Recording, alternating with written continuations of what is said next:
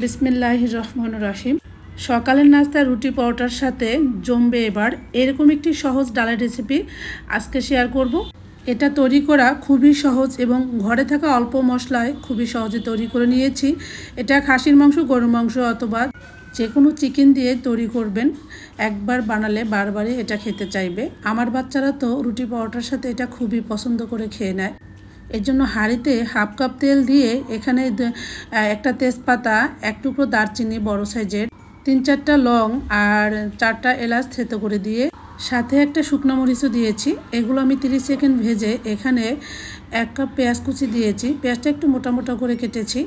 এরপরে তেলের সঙ্গে পেঁয়াজগুলোকে ঢাকনা দিয়ে ঢেকে 5 মিনিটের মতো রেখেছি। এতে করে পেঁয়াজ খুব তাড়াতাড়ি নরম হয়ে যায় এবং খুব তাড়াতাড়ি সেদ্ধ হয়। এরপর এখানে 1 টেবিল চামচ আদা রসুন আর হাফ চা চামচ জিরা, এগুলো আমার ডিপ ফ্রিজে সংরক্ষণ করা ছিল, সেগুলো দিয়েছি। এরপর হাফ চা চামচ দিয়েছি হলুদের গুঁড়া আর 1 চা চামচ লাল মরিচের গুঁড়া এবং স্বাদ মতো লবণ। সব কিছু দিয়ে মশলাগুলো খুব ভালো করে ভেজে নিচ্ছি। এখানে কিন্তু হাফ চা চামচ ধনিয়া গুঁড়াও দিয়েছি। তো এরপরে মশলাগুলো ভালোভাবে নেড়ে চেড়ে একটু পানি দিয়ে আবারও ঢাকনা দিয়ে ঢেকে একদম তেলটা ছেড়ে দেওয়া পর্যন্ত কষিয়ে নিয়েছি, দেখতে পেয়েছেন। আর এখানে ছিল বুটের ডাল আর মুগ ডাল মিলিয়ে একদম উঁচু উঁচু করা 1 কাপ। এই ডালটা দিয়ে আমি মশলার সঙ্গে খুব ভালো করে নেড়েচেড়ে মিশিয়ে নিচ্ছি এবং ঢাকনা দিয়ে ঢেকেও 2-3 মিনিট রেখেছিলাম। এরপরে যখন পানিটা একদম শুকিয়ে গিয়েছে ওই পর্যায়ে এখানে হাফ কাপের মতো পানি দিয়ে দিচ্ছি। তো এইভাবে করে আমি ডালগুলো একদম মশলার সঙ্গে খুব ভালো করে কষিয়ে নিব। এতে করে দেখা যাবে কি মশলাগুলো ডালের সঙ্গে খুব ভালোভাবে লেগে থাকবে আর এই ডালটা রান্নার পরে খেতে সবচেয়ে বেশি ভালো লাগবে।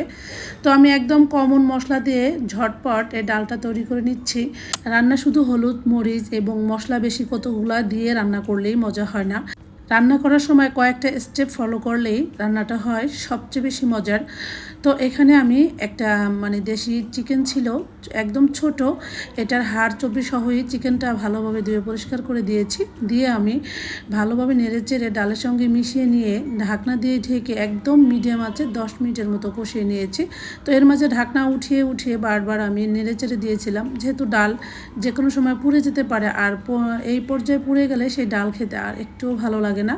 আর এখানে একটা টমেটো ছোট ছোট স্লাইস করে কেটে দিয়েছি। টমেটোটা এই পর্যায়ে দিয়েছি এই জন্যই, টমেটোটা রান্না করতে করতে যতটুকু গলবে তাতেই ভালো লাগবে আর সুন্দর একটি কালারও আসবে। তো এরপরে ডালগুলো একদম ভালো করে কষিয়ে মুরগিটাও কষানো হয়ে গিয়েছে। ওই পর্যায়ে এখানে ডাল সেদ্ধ হওয়ার জন্য 1.5 কাপ পানি দিয়েছি। দিয়ে ঢাকনা দিয়ে ঢেকে একদম ডালটা 80% সেদ্ধ হওয়া পর্যন্ত অপেক্ষা করেছি। এই ডালটা ভেতর থেকে এতটা ভালোভাবে সেদ্ধ হবে, তবে গলে যাবে না। গলে গেলে কিন্তু একদমই খেতে ভালো লাগে না। সেম আমি যেমনটা চেয়েছিলাম আমার ডালটা ওইরকমই হয়েছে আলহামদুলিল্লাহ। ডালটা ভেতর থেকে সেদ্ধ হয়েছে কিন্তু গলে যায়নি।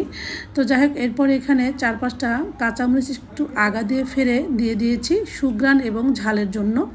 এরপরে নেড়েচেড়ে আবারও কিছুক্ষণ রান্না করে লাস্ট পর্যায়ে এখানে দিয়েছি 1 চা চামচ জিরার গুঁড়া। এখানে চাইলে ধনিয়া পাতাও দিতে পারেন ফ্রেশ, তো আমার হাতের কাছে ছিল না তাই স্কিপ করেছি।